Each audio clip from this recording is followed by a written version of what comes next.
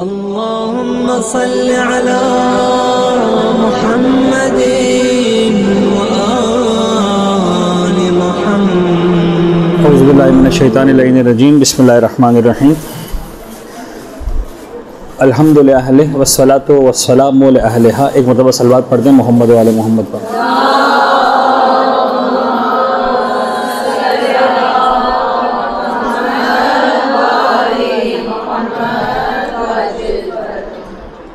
एक चीज़ जो अब मेरा ख़्याल है कि आप यकीनन पढ़ चुके होंगे, यानी जितना माशाल्लाह आप लोग मैंने देखा है अब तक ख़वातीन में इबादत का शौक़ और इस हवाले से एक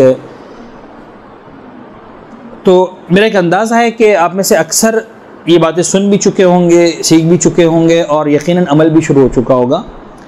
लेकिन ये सोच कर कि मुमकिन अभी भी कुछ ऐसे स्टूडेंट्स हों कि जिन्होंने इन चीज़ों को ना देखा हो, तो मेरा दिल चाह रहा है कि थोड़ा सा इसको डिस्कस करूँ। अब मुझे याद नहीं आ रहा इसलिए कि रजब के आगाज़ में कुछ जगहों पर मैंने क्लासेस ली थी, तो कुछ रजब की खुसूसियात और शाबान की खुसूसियात बयान की थी। आया यहाँ पर ऐसा डिस्कशन हुआ था हमारा? कुछ भी नहीं हुआ था। चलिए थोड़ा सा इसको हम देख लेते हैं। रजब का, शाबान का और रमज़ान का ये 3 महीने हैं। ये बात आप जहन में रखें कि ये 3 महीने ख़ास तौर पर एक अलग ही अहमियत के हामिल हैं अहले बैत अतहार की निगाहों में। अच्छा, एक उन्वान मेरे जहन में काफ़ी अरसे से है, लेकिन मैं उस अंदाज से रिसर्च नहीं कर सका जो मैं चाहता हूँ, इसलिए कि वक्त नहीं मिलता। ठीक है, एक ऐसा उन्वान जो बड़ा इंपॉर्टेंट है और जिस पर बाकायदा रिसर्च करने का मौका नहीं मिलता, वो ये कि दुनिया में 2 सिस्टम्स चल रहे हैं टाइम के एतबार से। एक सोलर सिस्टम है, एक ल्यूनर सिस्टम है, जो भी इस तरह सिंपल अल्फाज में कह लें। एक ग्रेगोरियन कैलेंडर है और एक हिजरा कैलेंडर है। एक शमसी निज़ाम है और एक जो है वो ये कमरी निज़ाम है। ठीक है ना? बड़े सारे फ़र्क हैं इन दोनों निज़ामों के अंदर। यानी क्रिश्चियंस की जो ईद है वो कौन सी है?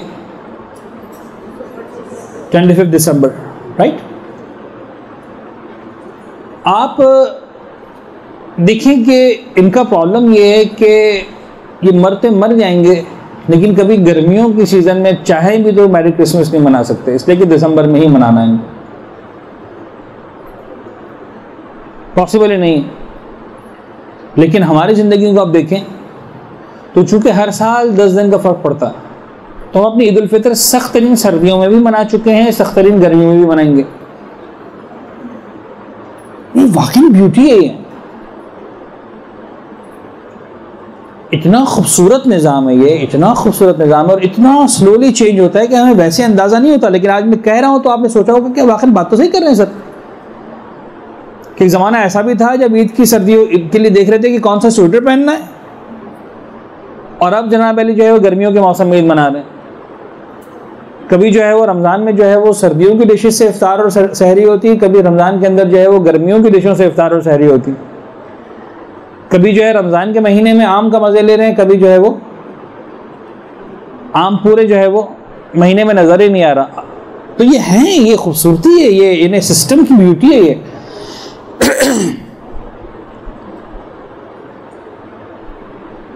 कभी आपकी जो है वो सुबह की नमाज जो है वो 4 बजे, 4:30 बजे, 5 बजे हो रही, कभी जो है सुबह 6 बजे, 7 बजे हो रही। बज़ाहिर बड़ा मुश्किल लगता है गर्मियों का रोज़ा, लेकिन आप देखें कि सर्दियों में परवरदिगार आलम कितनी सहूलत देता है हमें।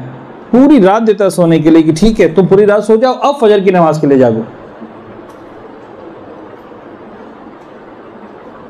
तो ये सारी चीज़ें कभी इस पर रिसर्च हो कि इनके डिफरेंसेस क्या है, इसकी ब्यूटीज़ क्या है, और इंसानी नफ्सियात पर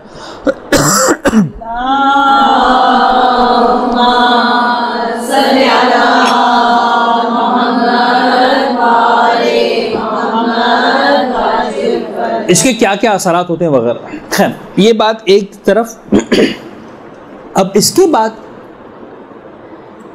इन्हीं महीनों में से 3 महीनों का इंतखाब किया अहले बैत अतहार ने या परवरदिगार आलम की ज़ात अक़दस ने, और इनको हमारे लिए अहम तरीन महीने करार दिया।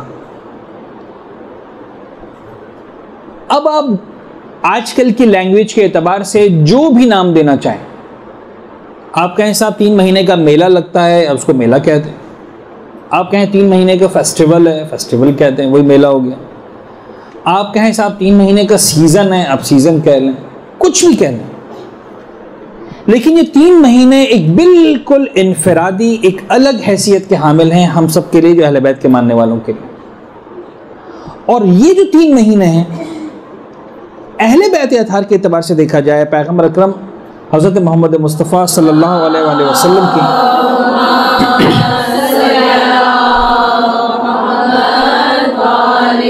ज़ात अक़दस के एतबार से देखा जाए, उनकी तालीम और तरबियत के एतबार से देखा जाए, तो हमारी जिस्मानी नशो नुमा के महीने नहीं हैं, ये हमारी रूहानी नशो नुमा के महीने।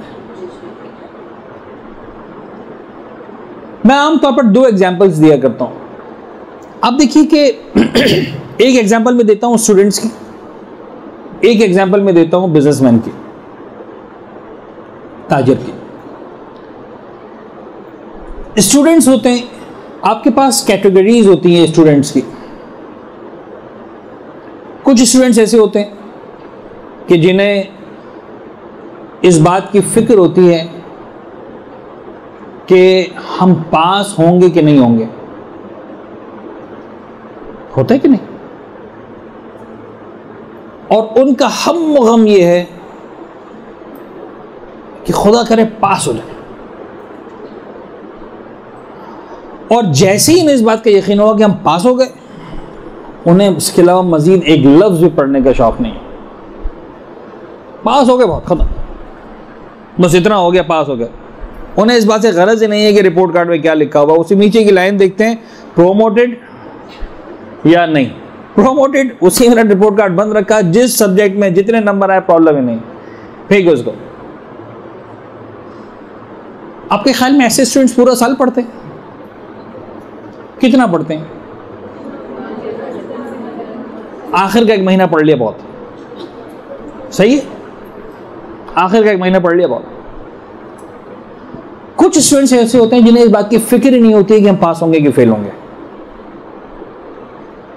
उनकी फिक्र ये होती है कि हम फर्स्ट आएंगे कि नहीं आएंगे। उनसे पूछा जाए तुम पास? अरे पास क्या बात करते हैं, पूरा throughout the career A++ लिया, क्वेश्चन ही नहीं है कि हम फेल होने वाले। There is no question of fail और pass, question is about positions, first, second, third, क्या आना है।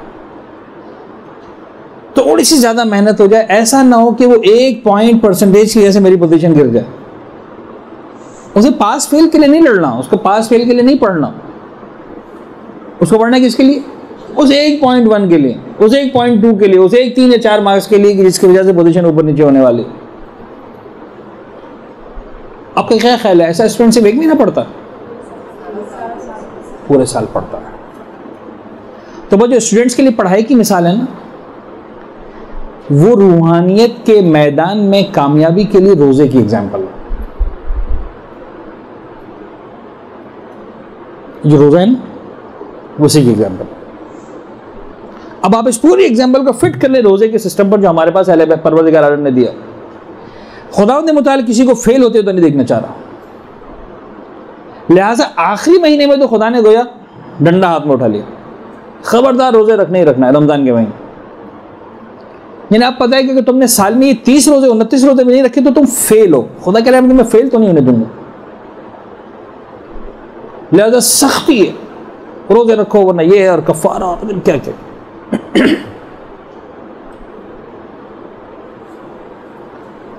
तो ये जो सिर्फ 1 महीने के रोजे रखते हैं वो कौन रखते हैं?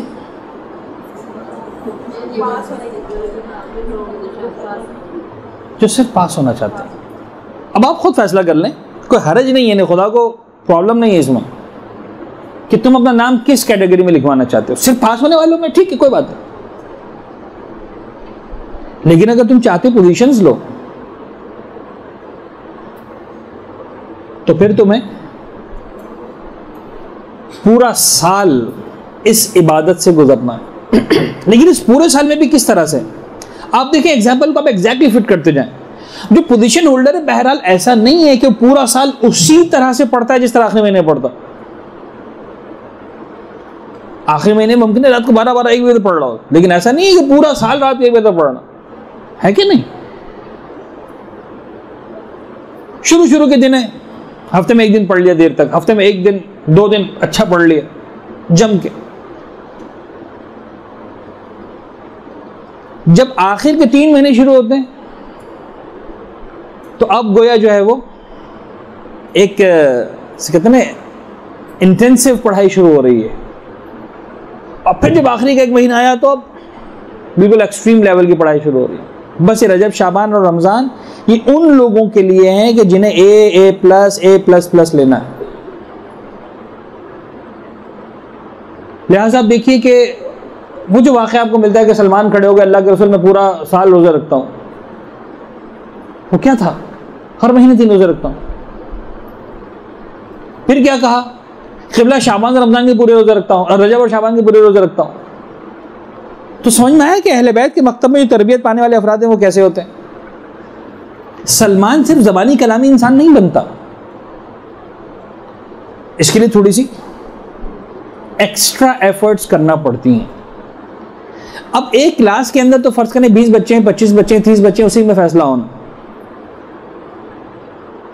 But when it comes to the board examinations, अब 30 बच्चों का फासला नहीं है। अब मुमकिन है मसलन जो है वो 2000 बच्चे इम्तिहान दे रहे हो, 3000 बच्चे इम्तिहान दे रहे हो, 10,000 बच्चे इम्तिहान दे रहे हो, 1 लाख बच्चे इम्तिहान दे रहे हो। तो हमारा और आपका जो इम्तिहान है उसमें तो करोड़ों लोग दे चुके हैं, करोड़ों देने वाले, बल्कि अरबों लोग दे चुके हैं, अरबों देने वाले। उसमें हमें कहां खड़ा रहना? Where we want to stand। ये रजब, शाबान और रमजान हमारी उस तरबियत के महीने हैं।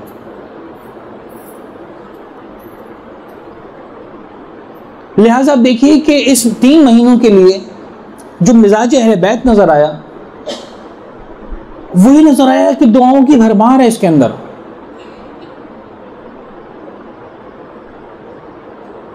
गाइडलाइंस की गाइडलाइंस हैं। यानी आप रजब का महीना गुजर गया, लेकिन अल्लाह करे कि आपको याद रह जाए। एक शख्स है, रजब का महीना का बिल्कुल एंड था, छठे इमाम की खिदमत में आया। इमाम ने कहा कि सालिम की रिवायत है, इमाम ने फरमाया कि तुम्हें रोज़े रखते इस महीने में? कहने लगा बोला वल्लाह मैंने कोई रोज़ा नहीं रखा इस महीने। इमाम ने पहला जुमला ये कहा कि तुमने इतना ज़्यादा सवाब ज़ाया कर दिया है कि जिसका अंदाज़ा रब्बुल इज़्ज़त की ज़ात के सिवा कोई नहीं लगा सकता। Can you imagine the weight of this sentence? रब्बुल इज़्ज़त की ज़ात के सिवा किसी को अंदाज़ा ही नहीं हो सकता कि तुमने कितना सवाब मिस किया। लेकिन इस रिवायत के शुरू में क्या लिखा था कि अभी रजब के कुछ दिन बाकी थे। फौरन उसने कहा कि मौला अगर मैं कुछ दिन रख लूं कुछ मिल जाएगा। इमाम ने कहा डेफिनेटली मिलेगा। फिर वो मशहूर हदीस हमारे सामने आती है कि इमाम फरमाते हैं अगर कोई शख्स एक दिन रोज़ा रखता है रजब के आखिर में, तो खुदा सकरातुल मौत की सख्ती को आसान करता है, बादअज़ मौत कब्र की हौलनाकी से बचाता है, फिशार की मंजिलों से आसान कर देता है। अगर कोई शख्स रजब के आखिर में 2 रोज़े रखता है, परवरदिगार पुले सिरात से इसको बआसानी गुजार देगा। अगर कोई शख्स रजब के आखिर में 3 रोज़े रखता है तो यहाँ तक लिखा कि जहन्नम की आग से निजात का परवाना उसके हाथ में दे दिया जाता। जिन्होंने रखे खुदा कबूल करे, जिन्होंने नहीं रखे नियत करें कि इंशाल्लाह अगले साल में रखेंगे। लेकिन फिर दूसरी रिवायत, इमाम की खिदमत में बैठे हुए, यही हमारे छठे इमाम मौला रजब के रोजे का बताइए। अब रिवायत का अंदाज ही बता रहा है कि रजब का महीना गुजर चुका था। मौला रजब के रोजे की फजीलत तो बताइए। इमाम ने कहा तुम्हें रजब याद आ रहा है, शाबान की फजीलत नहीं मालूम? शाबान को क्यों मिस कर रहे हो? तो ये क्या है? ये सब बतलाना है। सफवान, ये रिवायत देखें, इसके अंदर मौजूद है माह शाबान के तारुफ में। मफातिल जनान मेरे पास किताब में, इसको दिखाना और ज़रूर इसको जाके देखिएगा, छोटा बहुत ज़रूर देखिएगा। सफवान जम्माल से रिवायत है कि छठे इमाम की खिदमत में पहुंचे, छठे इमाम ने एक जुमला कहा। अब देखिए इमाम किस अंदाज से तरबियत करते हैं। आजकल मैं कहता हूं कि ये ट्वीट और मिसाल के तौर पर फेसबुक और आपके जो है सोशल सर्कल्स में बात जाती है ना, सर्कल्स की जो बात करते हैं, सर्कल्स की बात अगर मैं पहले किसी ने की तो इस्लाम ने की। और यहाँ पर इमाम द वर्ड सर्कल यूज़ कर रहे हैं सफवान जम्माल के सामने। सफवान जम्माल बहुत बड़े लेवल का साहबी है, बहुत बड़े लेवल का साहब। कई सारे वाक़यात है सफवान जम्माल के, अगर वाक़यात में जाऊँगा तो फिर बात कहीं से कहीं निकल जाएगी। सफवान जम्माल छोटे इमाम की खिदमत में बैठे, इमाम ने कहा सफवान, देखिए मैं एग्जैक्टली अल्फाज सुनाऊँ, अपने करीबी लोगों को माह शाबान में रोजे रखने पर आमादा करो। करीबी लोगों को सर्कल्स, अपने सर्कल के अंदर मोटिवेट करो लोगों को कि वो क्या करें, माह शाबान में रोजे रखें। अच्छा, सफवान भी वो इज्जत, वो ताज़ीम, वो अपने मकाम पर, लेकिन छठे इमाम के मकतब के पले हुए हैं, स्मार्ट हैं।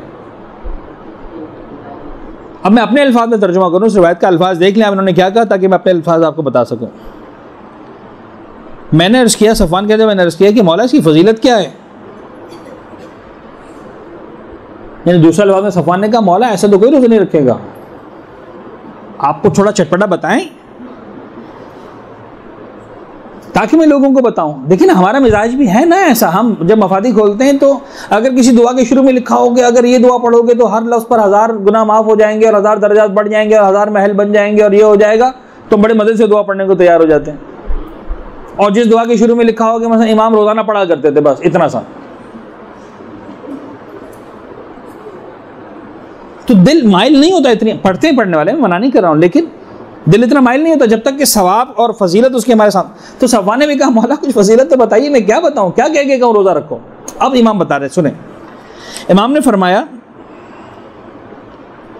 कि हज़रत रसूल खुदा सल्लल्लाहु अलैहि वसल्लम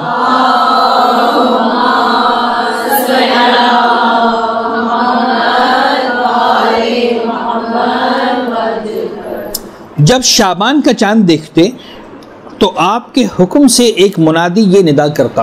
अब देखिए, पैगंबर बाकायदा एहतिमाम कर रहे हैं।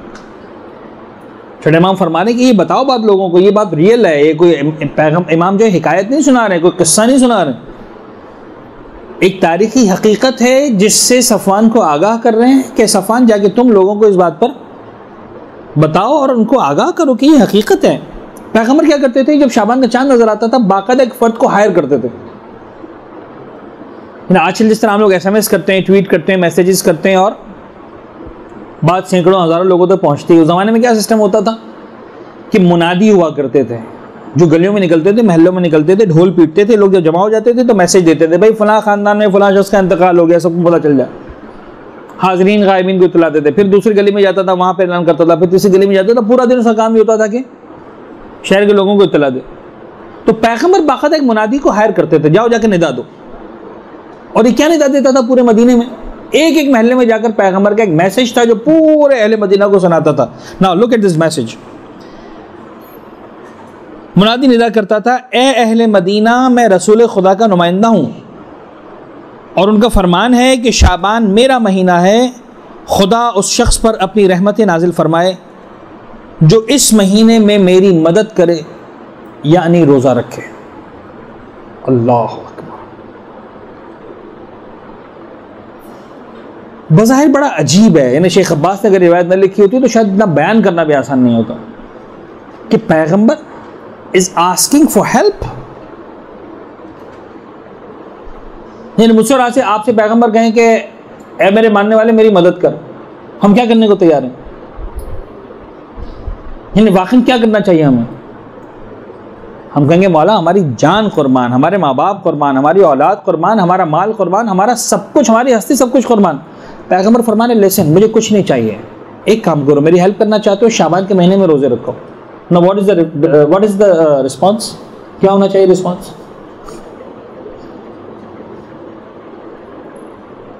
ये पैगंबर फरमा रहे हैं मेरी हेल्प करो। अब ये रिवायत कौन सुना रहा है? छठे इमाम। किसको सुना रहे हैं?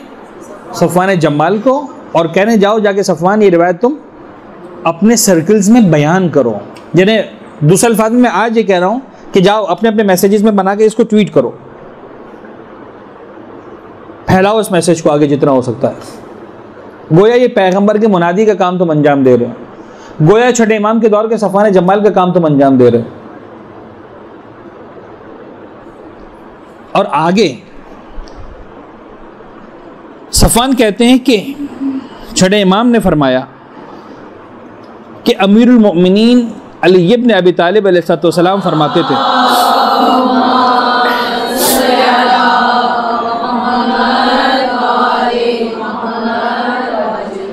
अब देखिए वास्ते बढ़ते जा रहे हैं। सफवान कहते हैं तो छठे इमाम ने फरमाया कि मौला कायनात ये फरमाया करते थे, क्या फरमाया करते थे?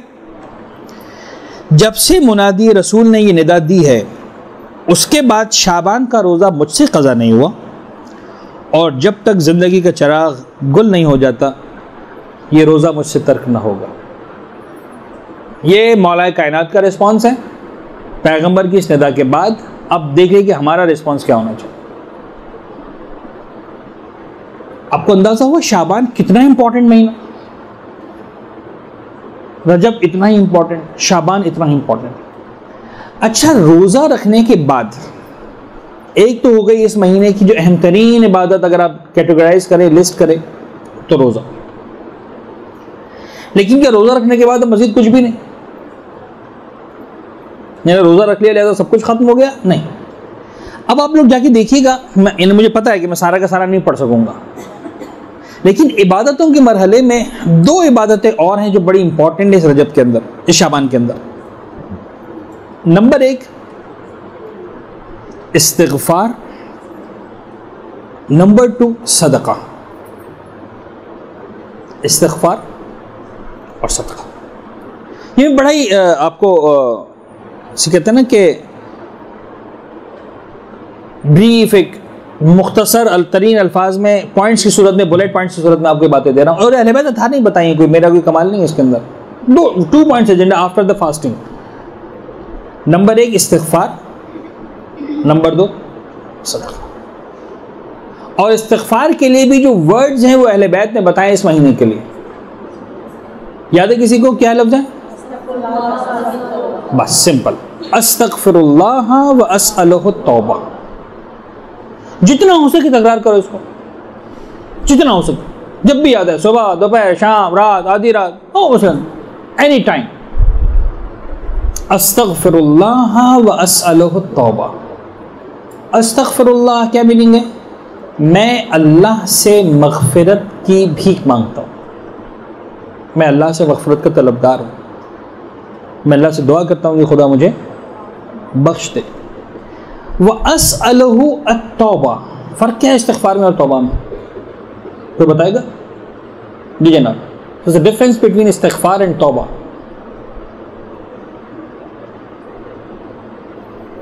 बस आज के बाद अब जब दुआ मांगें तो उसकी मीनिंग जहन में होना चाहिए।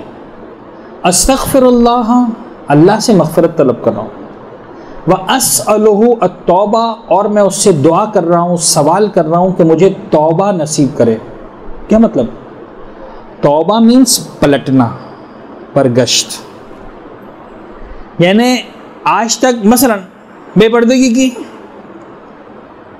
तो आज तक के लिए इस्तिग़फ़ार है, कल के लिए इस्तिग़फ़ार नहीं, कल के लिए तौबा है। तौबा ये कि आप बेपर्दगी से पर्दे की तरफ पलट आओ। यानी आज तक का मामला तौबा के जरिए, यानी इस्तिग़फ़ार के ज़रिए हल करो, आज के आगे का मामला तौबा के ज़रिए हल करो। तौबा का मतलब ये है कि अब मैं रिपीट ना करूं, मैं खुदा से दुआ कर रहा हूं कि अब मुझे पलटने की तौफीक दे दे, कि जिस रास्ते पर मैं चल रहा था अब तक, जिसकी मैं माफ़ी मांगनी पड़ रही है, झूठ बोलता रहा, म्यूज़िक सुनता रहा, मिसाल के तौर पर माँ बाप के साथ बदतमीज़ी करता रहा, शौहर के साथ मसलन बदतमीज़ी होती रही, इंसान को एहसास तो हो जाता है ना, ये नहीं होता एहसास कि मसलन हमारी बात से हमारा बाप चिढ़ रहा है, हमारी बात से हमारा भाई चिढ़ रहा है, हमारी बात से हमारा शौहर चिढ़ रहा है। एक दिन, 2 दिन, 3 दिन, इंसान को अंदाजा तो है। आज तक के लिए तौबा इस्तिग़फ़ार, कल के लिए तौबा, ये है डिफरेंस। कि अब मैं पलट जाऊं अपने अमल से, उस अमल को छोड़ दूं जिस पर आज तक करता रहा, चलता रहा, अमल करता रहा। वो अस्अलुहु तौबा, ये दुआ मांगे और सिर्फ ज़बानी कलामी ना हो, कोशिश करें कि अपने अमल में इसको लेकर। अस्तग़फ़िरुल्लाह व अस्अलुहु तौबा। इस्तिग़फ़ार के लिए बेहतरीन अल्फाज हैं जो अहले बैत ने बताए, और सदका। अब आप देखिए कि आपका इसमें इन्वेस्टमेंट अब तक कुछ नहीं हो रहा, स्पेशली टाइम का इन्वेस्टमेंट नहीं है। रोज़ा रखकर ऐसा नहीं है कि आपका वक्त लग रहा है इबादत के अंदर, है ना, अपना नॉर्मल रूटीन का काम अंजाम दे रहे हैं। अस्तग़फ़िरुल्लाह व अस्अलुहु तौबा के लिए आपको जो है वो मुसल्ला नहीं बिछाना, क्लियर है? आप चलते फिरते काम करते जो भी हैं पढ़। सदका देने के लिए आपको ऐसा नहीं है कि आधा घंटा बैठना है मिसाल का मुसल्ले पर। इन 3 चीज़ों के बाद अब आती है उस लेवल की इबादतें जिसके लिए मुसल्ला बिछाना है, जिसके लिए मुसल्ला बिछाना। और मुसल्ला बिछाने के लिए फिर मुनाजात शाबानिया है, फिर रोज़ाना की दुआएं हैं। अब लेकिन इनके लिए मैं आपको एक बात बताऊं, ख़वातीन के साथ जब बात होती है तो एक बात का डर लगता है कि ऐसा ना हो कि एक्सट्रीम पे चले जाएं। यानी ये भी नहीं होना चाहिए कि आप मुसल्ले पर बैठे तो इतना लंबा बैठ गए कि अब किसी और काम के लिए फुर्सत ही नहीं है।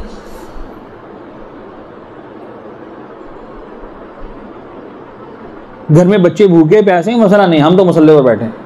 शौहर को चाय चाहिए नहीं, साहब आप चाय बना के खुद पीजिए, मेरे लिए भी दीजिए, मैं तो दुआ पढ़ लेंगे।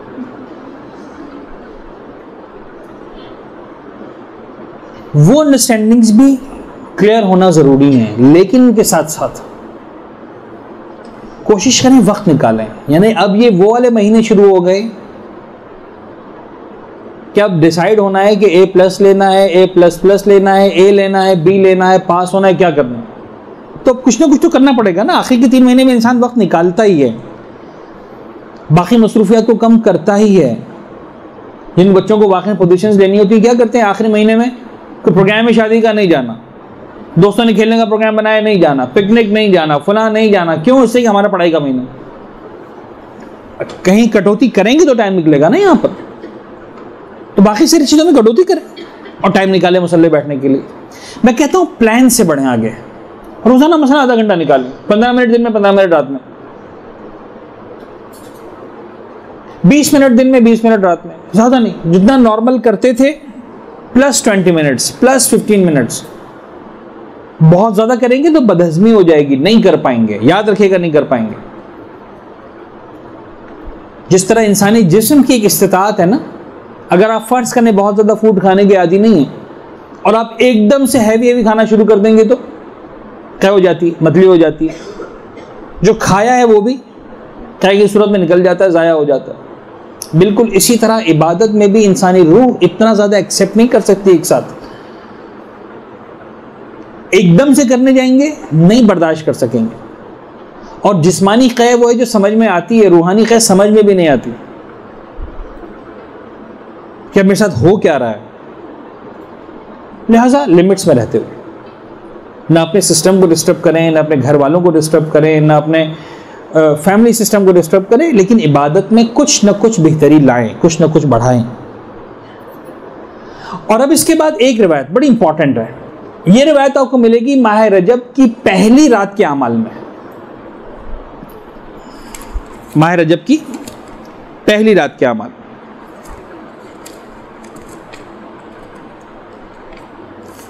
माह रजब की फजीलत बयान की है, उसके बाद जो है वो मुश्तरका अमाल बयान किए हैं, और मुश्तरका अमाल के बाद रजब की पहली रात। रजब की पहली रात में पॉइंट नंबर 7 में रिवायत लिखी हुई है। अब मैं जल्दी पढ़ता हूँ, आप सलवा दिल में पढ़ लीजिएगा। रजब की पहली रात के बारे में शेख ने मिसबाह मुतहज्जिद में नकल किया है कि अबुल बख्तरी वहाब इब्न वहाब इमाम जाफर सादिक अलैहिस्सलाम से, आप अपने वालिद माजिद और अपने जद्द अंजद अमीरुल मोमिनीन इमाम अली अलैहिस्सलाम से रिवायत करते हैं कि आपने फरमाया, आप फरमाया करते थे। अब देखें कहाँ उस पूरी सनद के साथ शेख अब्बास ने इस रिवायत को लिखा है। आप फरमाया करते थे, मुझे खुशी महसूस होती है कि इंसान पूरे साल के दौरान इन 4 रातों में खुद को तमाम कामों से फारिग करके बेदार रहे। साल की 4 रातें और खुदा की इबादत करें। अब इससे पहले कि इस रिवायत को मैं मुकम्मल करूं, जरा सोचिए और लिखिए अपने पास वो 4 रातें कौन सी होंगी। हम तो बहुत सारी रातों को जानते हैं ना दिन के अंदर, कितनी कितनी रातें हैं जो इंपॉर्टेंट हैं। अब आपको इतना तो अंदाजा हो गया कि उनमें से एक पहले रजब की रात है, इसलिए कि पहले रजब की रात में आ गए, चले एक रात, बाकी 3 रातें कौन सी होंगी? शब कदर होनी चाहिए, इसलिए कि रमज़ान के महीने की अहम तरीन रात शब कदर है, और 15 शाबान की रात, और शब ईद, और शब मेराज, और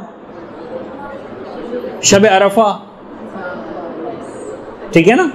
और कई सारी रातें हमारे जहन में आई, ठीक है। बस मेरा काम इतना ही था कि थोड़ा सा आपकी जो है ना सोच को बेदार करूँ। अब आइए देखिए इमाम क्या फरमाते हैं। न इसके अंदर शब कदर का तस्करा है, न इसके अंदर शब मबअस शब मेराज का तस्करा है, न इसके अंदर शब अरफा का तस्करा है, न लैलतुल रगाइब का तस्करा है। फिर वो 4 रातें कौन सी हैं? एक रात तो हो गई फर्स्ट रजब, बाकी 3 रातें कौन सी हैं? तो इनमें से 13 रजब भी नहीं, इनमें से एक रात है ईद उल ज़ुहा की रात, यानी शब अरफा के एक रात बाद ईद उल अज़हा की रात।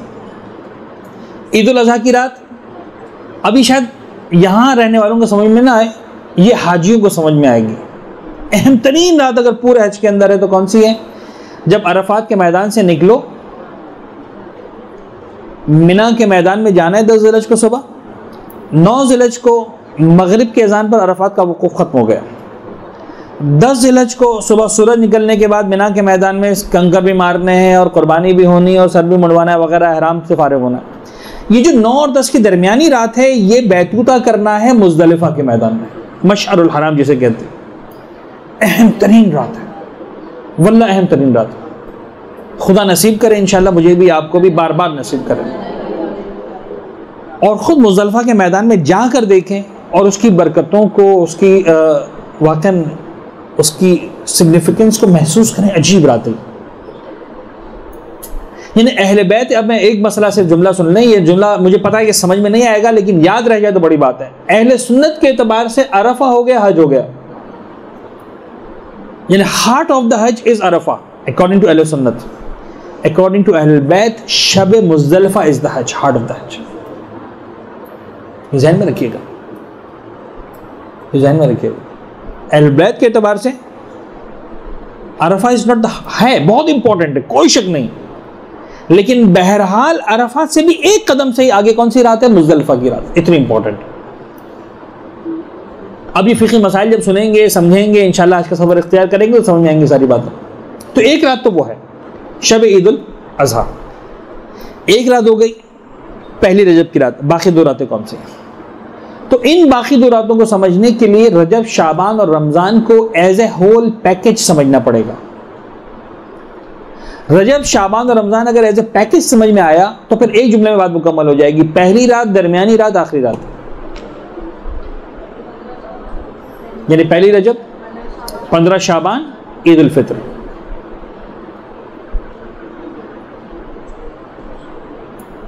आप देखिए इन 3 महीनों में ये 3 रातें इस तरह से आ रही। बज़ाहिर शव्वाल की रात बढ़ जाती पहली हो, लेकिन मेरे एतबार से वो शव्वाल की रात नहीं है, वो रमज़ान की इख्तितामी रात है। एक कारोबारी होता है ना, जब एक मेला लगता है तो क्या करता है वो पहली रात को सारी प्लानिंग करता है, मुझे इतना इतना इतना धंधा करना है, कारोबार करना है, इतना मुझे कमाना है। फिर दरमियान में एक रात बैठकर वो हिसाब किताब करता है कि साहब मैंने जितना सोचा था उतना कमा लिया कि नहीं कमाया। और जब शामियाने हट जाते हैं, मेला चला जा मुकम्मल हो जाता है, सारे के सारे ग्राहक चले जाते हैं, तो अब वो आखिरी रात जो उसूलन मेला खत्म हो चुका होता है उसूलन, लेकिन अब वो बैठकर हिसाब किताब करता है कि मैंने जितना कमाया था उतना कमाया कि नहीं। बस ये 3 रातें समझ लिया। और इमाम अली फरमाते हैं कि मुझे पसंद है कि इंसान इन रातों को जाग कर गुजारे, तमाम कामों से खुद को फारिग करे। ठीक है, एक लफ्ज़ लिखा हुआ, मैं इसे इनकार नहीं करता, मुझे इजाज़त नहीं है अपनी मर्जी से मौला के कलाम की तफसीर करूँ। लिखा है कि इबादत में गुजारें। मुझे ऐसा लगता है कि यहाँ इबादत में गुजारने से मतलब सिर्फ ये नहीं है कि दुआएं पढ़ता रहें। इबादत में गुजारने का मतलब वो तफक्कुर की इबादत, प्लान करे कि मुझे क्या करना है। मुझे यानी जिस तरह एक बिजनेसमैन प्लान करता है, मुझे इस 3 महीने में ये मेरा टारगेट है, मुझे ये अचीव करना है, इतना बिजनेस करना है। मोमिन का ही टारगेट होना चाहिए, इस रजब, शाबान, रमजान में मुझे इतना अचीव करना है, इतना टारगेट है। अब कुछ लोग ऐसे हैं जो रजब, शाबान के पूरे पूरे महीने रोजे रखते हैं, वो एक अलग है, एडवांस यूजर्स हैं। ठीक है, खुदा उनको सलामत रखे, उनकी इबादतों को कबूल करे और तौफीक दे। कुछ वो हैं जो रमजान के अलावा नहीं रखते। अब आप कहें साहब हम आज से सारे रोजा रखना शुरू कर देंगे, नहीं रख पाएंगे, फेल हो जाएंगे। टारगेट्स बनाए कि साहब रजब, शाबान और रमजान में 90 दिन थे, 90 दिन में हम 30 दिन तो रोजा रखते थे, 60 नहीं रखते थे। हम इतना करेंगे, इस मरतबा 90 में से 45 दिन रोजा रखेंगे। यानी 30 रोजे तो रखने हैं रमजान के, बाकी 2 महीनों में 15 रोजे और रखेंगे एक्स्ट्रा, 1 महीने में 7-8 रोजे। देखिए खुद में कितनी तवानाई है, प्लान करें। 1 महीने में 7-8 रोजे रखने, इसका मतलब क्या करेंगे, 4 वीकेंड्स हैं, हफ्ता इतवार रखेंगे, हर हफ्ता इतवार, तो हो जाएंगे 8 रोजे हो जाएंगे 1 महीने में, 2 महीनों में 16 हो जाएंगे। मिसाल के तौर पर 90 रातों में उसूलन तो 90 नमाज़ें शब होनी चाहिए, जिनकी होती है मुबारक और नहीं होती है। अगर आप ये नियत करेंगे कि साहब 90 की 90 जो आज तक कभी एक भी नहीं पढ़ी और अब 90 की 90 रातें पढ़ेंगे, आप मुतमईन हो जाएंगे 3-4 ज़्यादा नहीं पढ़ पाएंगे। प्लान करें कि ठीक है हम इतना करेंगे कि मिसाल के तौर पर रमज़ान में मसलन सारी पढ़ लेंगे या रमज़ान में कुछ पढ़ लेंगे, और रजब शाबान में कम से कम इतना करेंगे, वीकेंड्स पर 1 पढ़ेंगे नमाज शब, पूरे महीने में 4 नमाज शब हो जाए बहुत है, कोई मसला नहीं। 4 भी होती है बड़ी जीत है, जिनकी 0 है उनकी बात कर रहा हूं।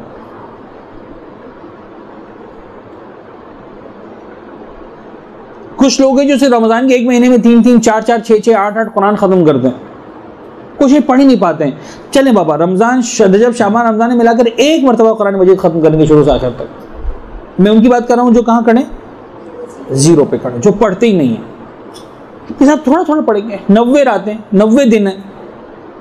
अगर इस पूरे कुरान को मिसाल के तौर पर फर्ज कर लें 300 सफ़े का कुरान, मुझे नहीं पता 500 सफ़े का कुरान है, 600 सफ़े का कुरान है, 600 सफ़े का कुरान का मतलब अगर 90 पे डिवाइड करें इसको तो कितना बनता है, सब इतना बनता।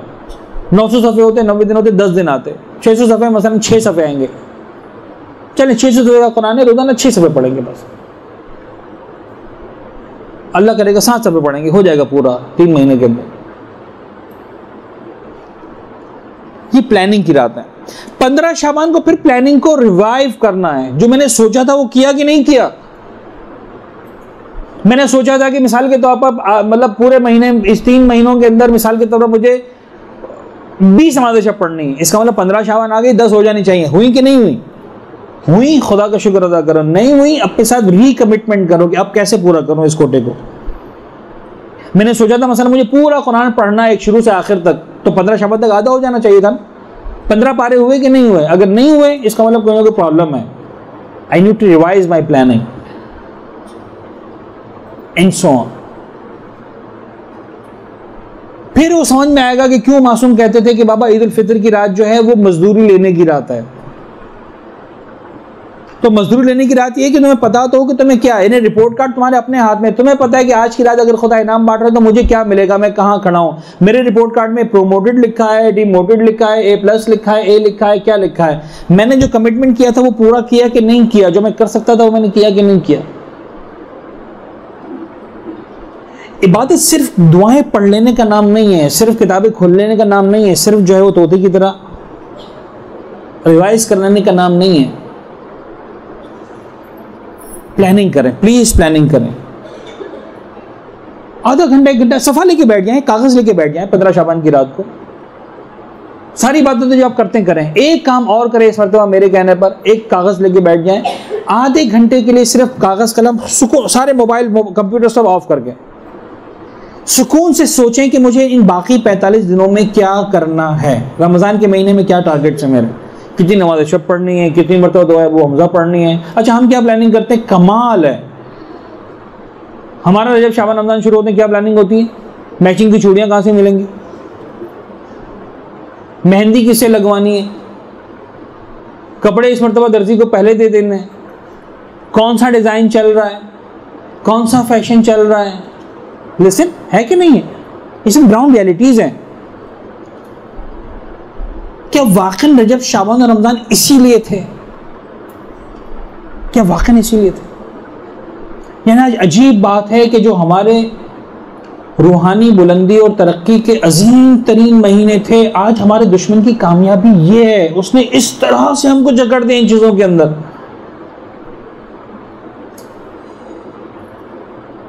मुझे वाकई दिल जलता है।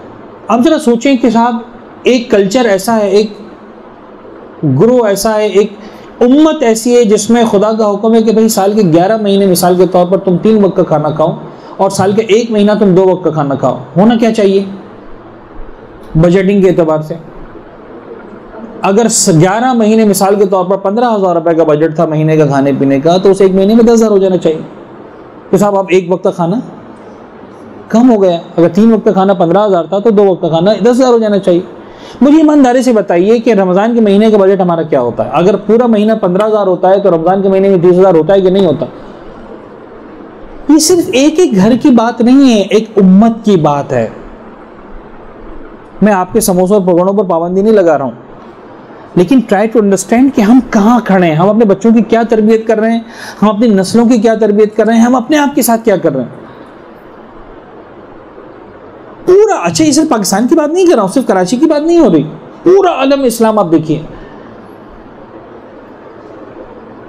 यानी जिस महीने में परवरदिगार आलम जैसे करीम परवरदिगार ने, देखिए करीम, रमजान के महीने में हमें कहता तो मेरे मेहमान हो, कभी इस अंदाज से सोचा आपने? कहते ना खुदा तो मेरे मेहमान हो रमजान के महीने में। मुझे बताइए दुनिया का कौन सा मेजबान ऐसा है जो अपने मेहमान पर खाने पीने की पाबंदी लगाता?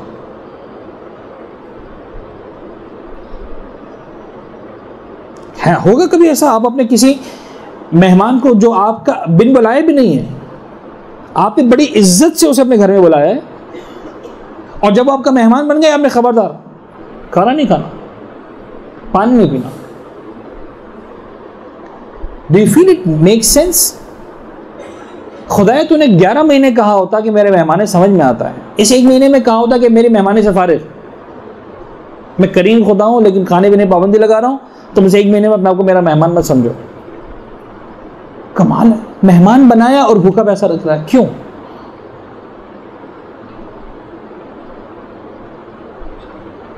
थोड़ा सा एग्जाम्पल को ट्विस्ट करें, समझ में आ जाएगी बात। आपने बहुत ही अजीज मेहमान को बुलाया, उसको 104 बुखार है, वो आपसे ठंडी बोतल मांग रहा है पीने के लिए, देंगे इसको? क्यों नहीं देंगे? आप कहेंगे साहब आप हमारे अजीज तरीन मेहमान हैं और हम आपकी ज़ात को ज़रा सा भी नुकसान पहुंचाना पसंद नहीं करते, जो आप मांग रहे हैं ये आपको मजीद भी मार करने वाली चीज़ है। लिहाजा अगर हम अच्छे मेज़बान हैं तो ज़रूरी है कि आप में ठंडा शरबत, तो हर चीज़ पे पाबंदी लगा दें ठंडी। तो ये पाबंदी क्यों लगा रहे हैं? मेहमान की ज़रूरत को मद्देनज़र रखते हुए पाबंदी लगा रहा है। बस अब समझें कि परवरदिगार ने मेहमान बनाया किस चीज़ के लिए। खुदा ने कहा कि बाबा रोज़े रखो ताकि तुम साहिब तक़वा बन जाओ। खुदा जानता है, मैं और आप जानते हो कि ना जानते हो, कि जब तक ये भूख और प्यास की तकलीफ को बर्दाश्त नहीं करेंगे तक़वा के उस लेवल तक पहुंच ही नहीं सकते। हमें और आपको भूखा रखकर खुदा को कोई फायदा नहीं होने वाला। ऐसा नहीं कि खुदा के पास ग़िज़ा की कमी हो गई है, मुसलमान जो है वो एक टाइम भूखा रह लेंगे तो खुदा की जो है वो ग़िज़ा की कमी पूरी हो जाएगी, ऐसा कुछ नहीं है। मसला है कि मैं और आप उस तक़वा की मंजिल पर पहुंच ही नहीं सकते जिस तक खुदा हमको पहुंचाना चाहता है, जब तक कि रोज़ा नहीं रखेंगे। फेल है उसके बगैर हमें। अब मुझे ईमानदारी से बताइए, जिस महीने को खुदा ने भूख और प्यास का महीना बनाया था, क्या हमारे पास वो महीना खाने और पीने का महीना नहीं?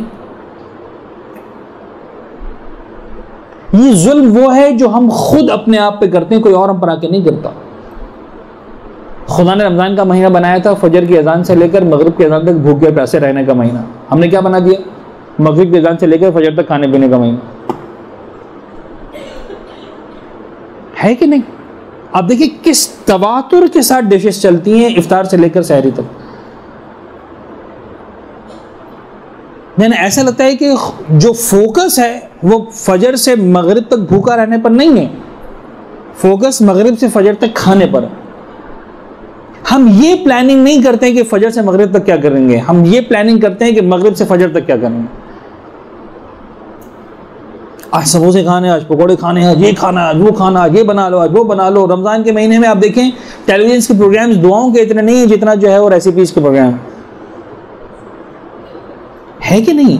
ये जुल्म कौन कर रहा है? हम में से हर फर्द इंडिविजुअली भी कर रहा है, और फिर हमारा माशरा माशरती तौर पर, फिर पूरा आलम इस्लाम। काश इन बातों को समझा होता तो आज हम कहीं और होते हैं। लेकिन एटलीस्ट जो हम समझ सकते हैं इस एक फैमिली की हद तक, इस एक ग्रुप की हद तक, एक इस क्लास की हद तक, हम इतना तो समझ सकते। अगर हम भी नहीं समझेंगे तो इस समझने की शुरुआत कहां से होगी, नुक्ता आगाज कहां से होगा? और फिर शाबान के महीने की एक बड़ी, कितना टाइम बचा? टाइम मुकम्मल हो गया। एक रिवायत का मैं हवाला दे दूं सिर्फ। बड़ी तवील रिवायत है। खुद इस मफाती के अंदर ये 1.5, 2.5, 3.5 और तकरीबन 4.5 सफ़े की रिवायत है। और इस रिवायत के आगाज़ में शेख अब्बास ने लिखा है कि खुलासा रिवायत है जो हम बयान करना है, यानी खुद रिवायत का खुलासा है, तो पता नहीं असल रिवायत कितनी लंबी होगी। एक लफ्ज़ आपने सुना होगा शजर तूबा और शजर ज़क़ूम, और पैगम्बर अकरम इस रात में वो पूरी रिवायत बयान करते हैं बड़ी तफसील के साथ। और फिर एडवांस यूज़र्स के लिए मैंने कहा ना, कुछ होते हैं जो बिल्कुल बिगिनर्स होते हैं, उनके लिए वही मोटी बड़ी बातें बहुत हैं। इस्तिग़फ़ार, तौबा, रोज़ा, फिर कुछ मुसल्ले पर। अच्छा, ये सदका क्या था? ये सदका दर हकीकत देखें, इस्तिग़फ़ार बंदे और खुदा की लिंक की बात है, रोज़ा बंदे और खुदा की लिंक की बात है, ये सदका बंदे और बंदे की लिंक की बात है। ये रोज़ा रखने के बाद दो ही चीज़ें इंपॉर्टेंट हैं, एक अपना रिश्ता अपने खुदा से स्ट्रॉन्ग करो, नंबर 2 अपना रिश्ता अपने जैसे इंसानों से स्ट्रॉन्ग करो।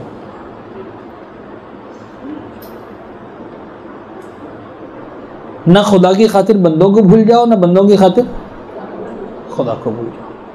ये सदका ये है, यानी तुम्हारे अंदर इतना हौसला होना चाहिए कि अपनी खून पसीने की कमाई, अपनी मेहनत की कमाई, अपनी ज़रूरत की कमाई जेब में हाथ डालकर दे सको किसी मुसलमान की हेल्प करने के लिए।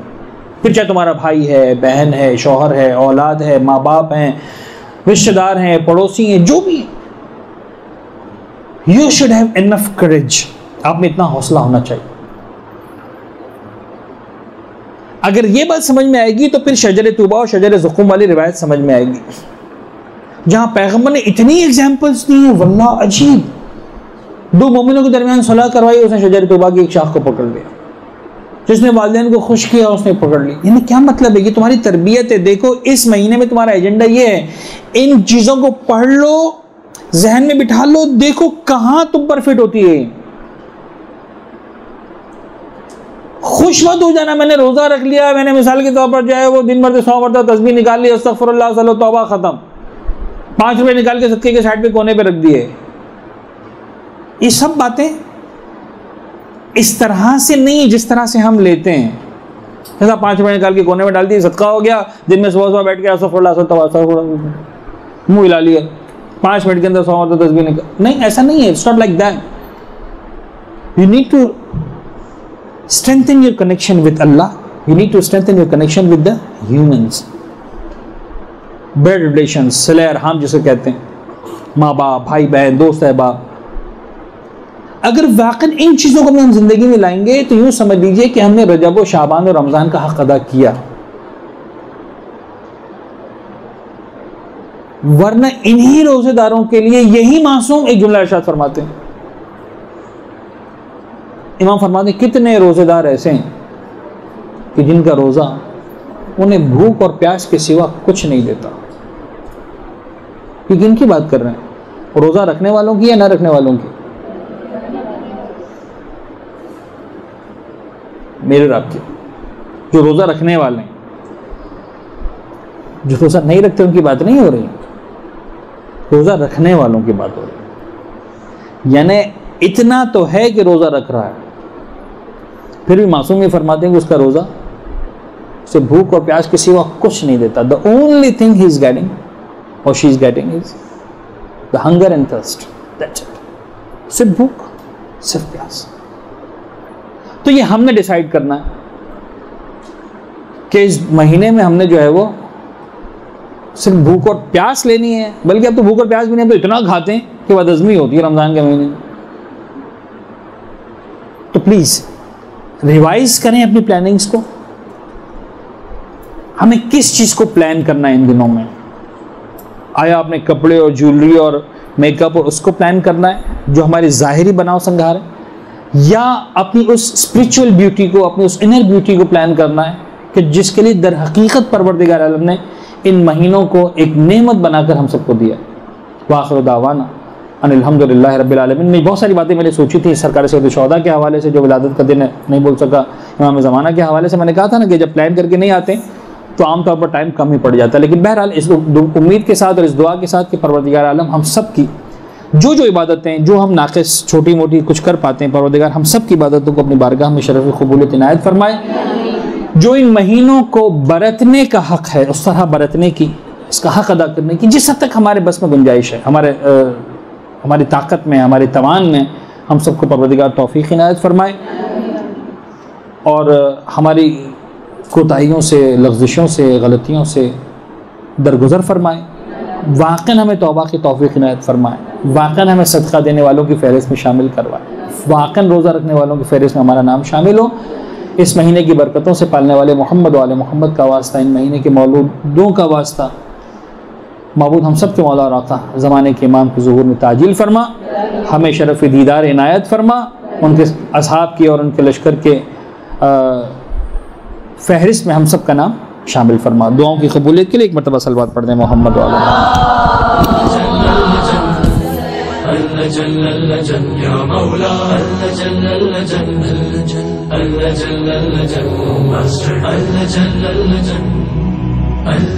या साहिब समा